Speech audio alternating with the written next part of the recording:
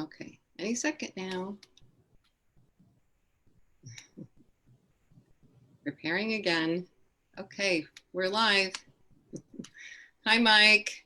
Hello, Rebecca. How are you? Good, good.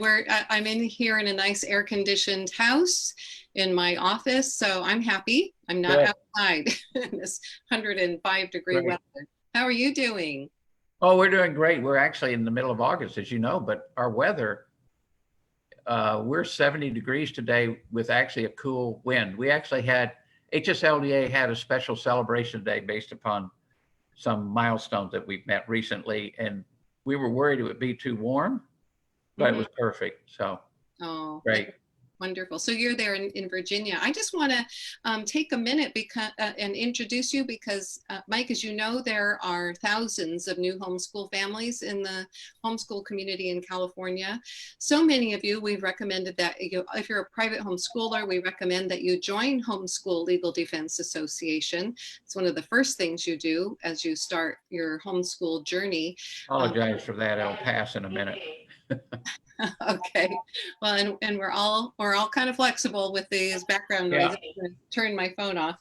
But anyway, I wanted you all to meet Mike Smith, who is co-founder, and president of Homeschool Legal Defense Association, and he's going to tell us about the organization itself, its mission, and its services, and also how we work together with CHEA and our other partner organization, Family Protection Ministries. So, Mike, welcome to our Tips at 3. Well, thank you so much. So HSLDA began in 1983. Mike Ferris, who is chairman of our board now, he works with ADF, but Mike started the organization and he was living in Washington State. He and Vicki were homeschooling his wife, and they were having trouble being able to homeschool. Actually, they weren't, but there were people in Washington that were, just like his wife. They were not a certified teacher. And we started here in California, and the same thing was told to me after we got started, is that basically in order to be legal, you had to be a certified teacher to be able to homeschool in California. Well, that eliminates way too many people.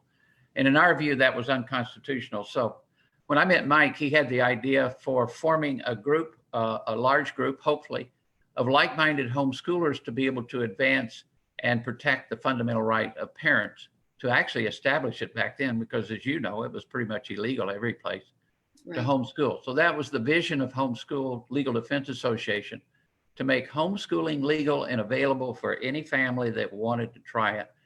And thank God we can say that is true today. It didn't start out easy. It was difficult to get there. But with help from people like CHEA and Family Protection Ministry in California, we did get there. And that's where it is today. So that's our fundamental purpose. Our purpose is to advance freedom, because I personally believe that that is really the foundation for homeschooling. Homeschooling is so different in terms of education that homeschooling and the method that we use to homeschool will always be under attack. It's individualized education. It's not group education. It's certainly not public education. It's not private education. It's different. And because of that, it's a threat to the establishment. It always will be. That's the reason we're here. And so we recognize that a lot of families would like to have peace of mind. In other words, if they have any problems with their school district or anybody else related to homeschooling, that they have somebody, it always helps to have an attorney in your back pocket. And that's what you have at HSLDA. So that's the reason we started. That's the reason we continue to do what we do. And as we've gone along the way, we've basically tried to help families that are members of HSLDA, help them to successfully homeschool, just like you do as well there at CHEA. So you talked about the establishment, families that are running into trouble. The establishment doesn't want them to leave. You're talking about the public school system, and that specifically, or? Well, it is the public school system, but it goes beyond that. I think a lot of your audience may have heard about the Harvard response to homeschooling just recently, and Professor Elizabeth Bartholet in her 91-page article for a law review article, where she basically took the position as an elitist, but a lot of people like her, that homeschool moms and dads are not capable of teaching their kids. That's the first position she took. In other words, they can't provide an adequate education. Well, that's totally false. We know better than that. Right. Homeschool kids they test off the charts compared to their public school counterparts in everything in every way. Then she alleged that homeschool parents are more likely to abuse and neglect their children just because they're not being overseen by a mandatory child abuse reporter. So therefore, she accused us of being child abusers. Basically, that's what she said. Right. So as a result of that, her position is that the presumption that it's legal to homeschool now everywhere should be reversed so that it's illegal. Presumption is the legality of homeschooling. Thirdly, it's her position that only a very few elite families should be able to homeschool. And oh, by the way, they have to get permission to do it.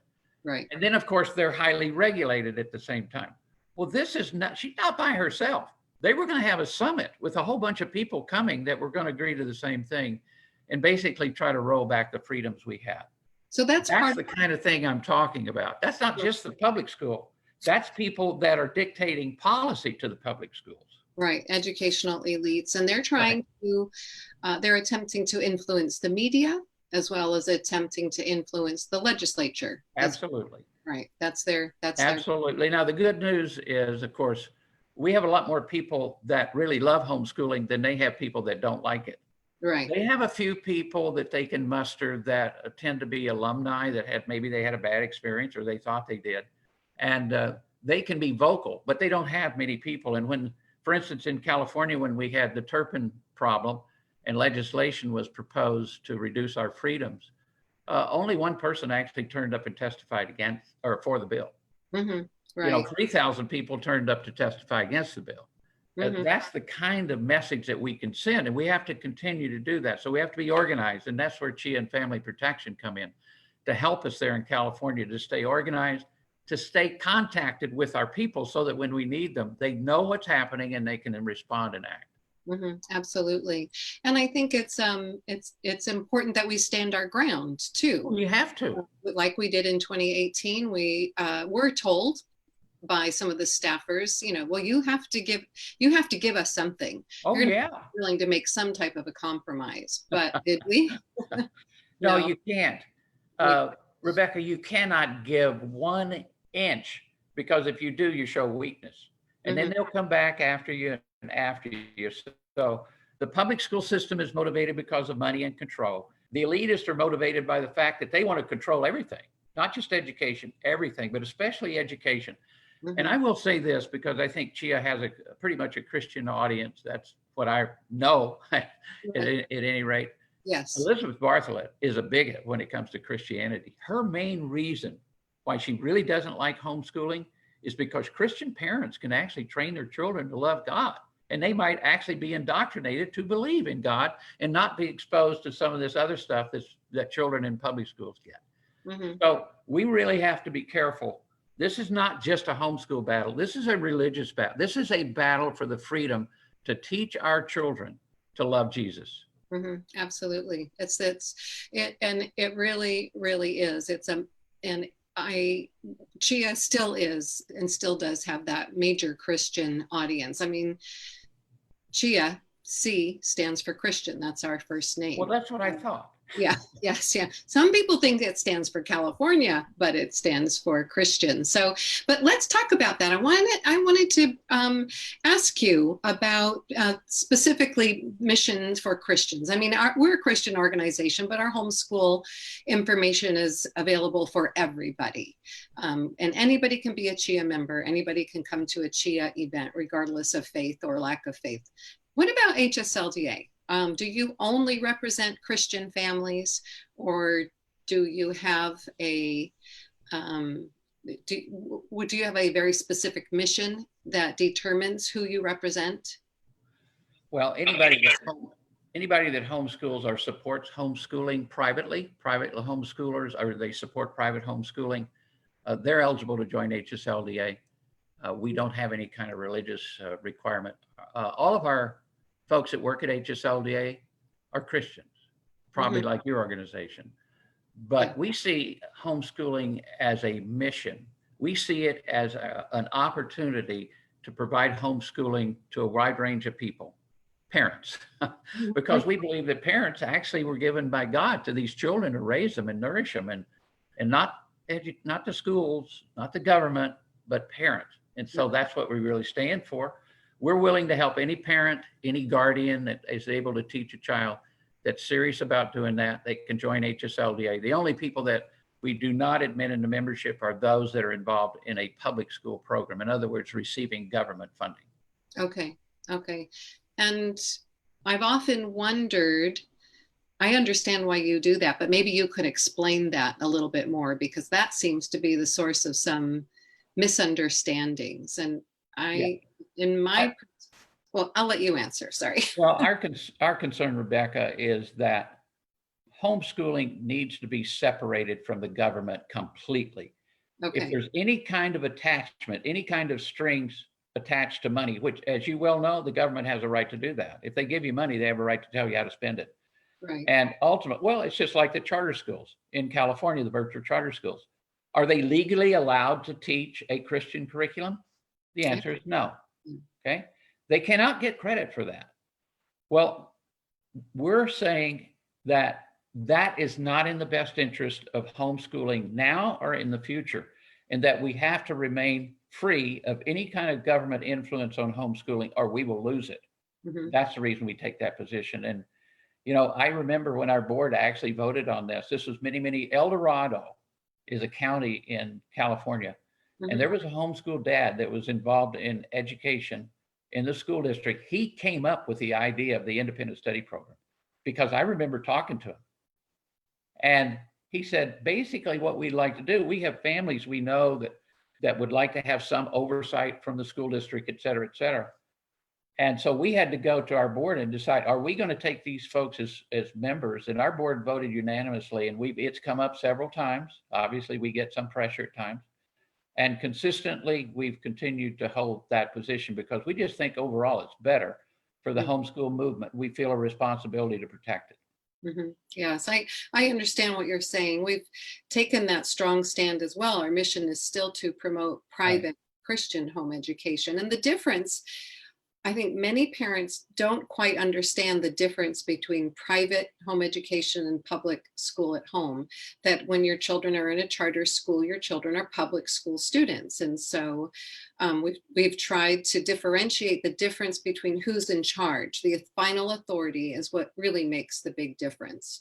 And we work hard to keep the government out of private home education. So, well, in California, it's interesting. Under the independent study statute, the parent is not the teacher. The parent is the teacher's assistant. The teacher is the certified teacher. That's by law.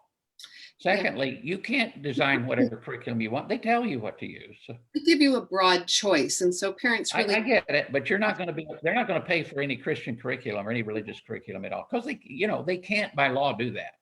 Right. Nor do they want to. Right. Yeah. And I think it's important for parents to understand that that what the law says and what some of the practices are very contradictory.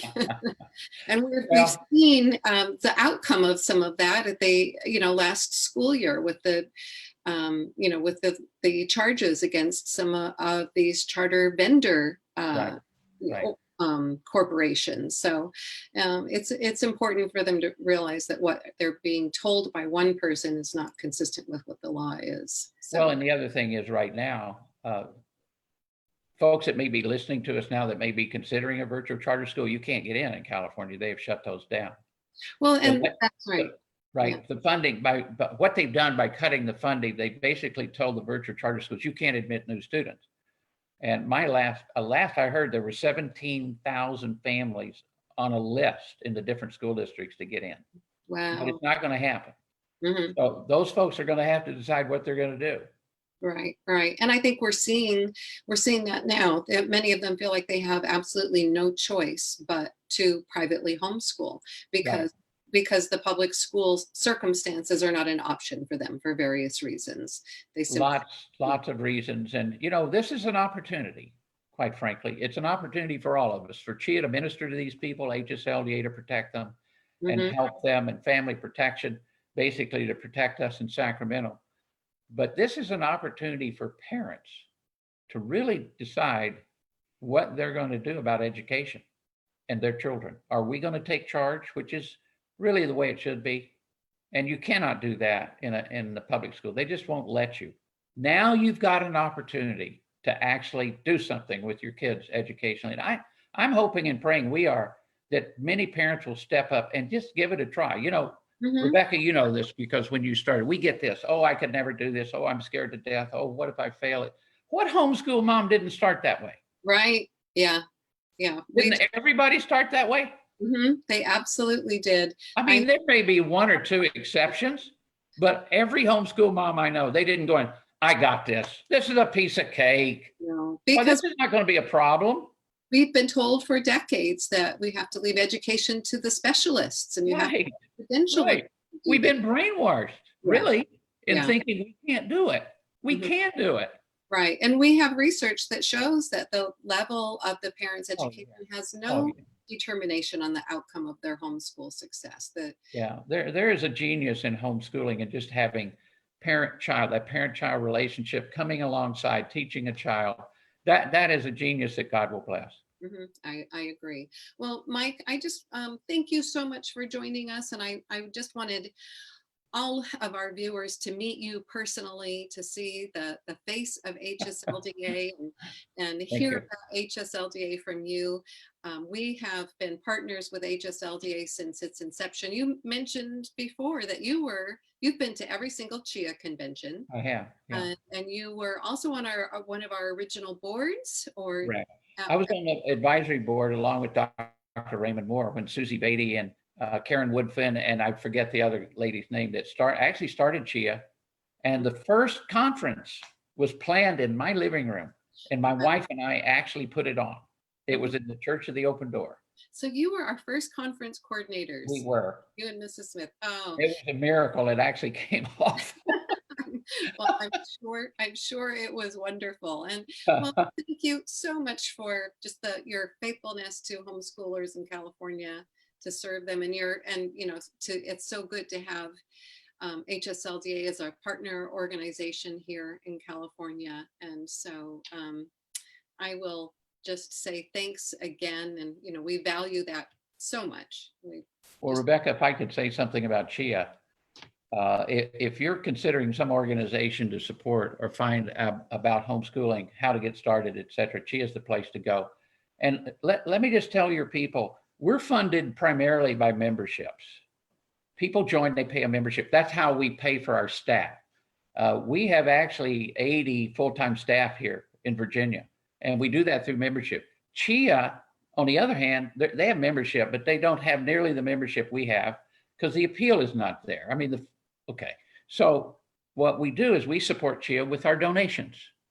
That's how homeschooling in California is advanced, by donating to CHEA and Family Protection Ministry. So I urge you, send a check to CHEA. Well, thanks. I'll support them. I do, don't I?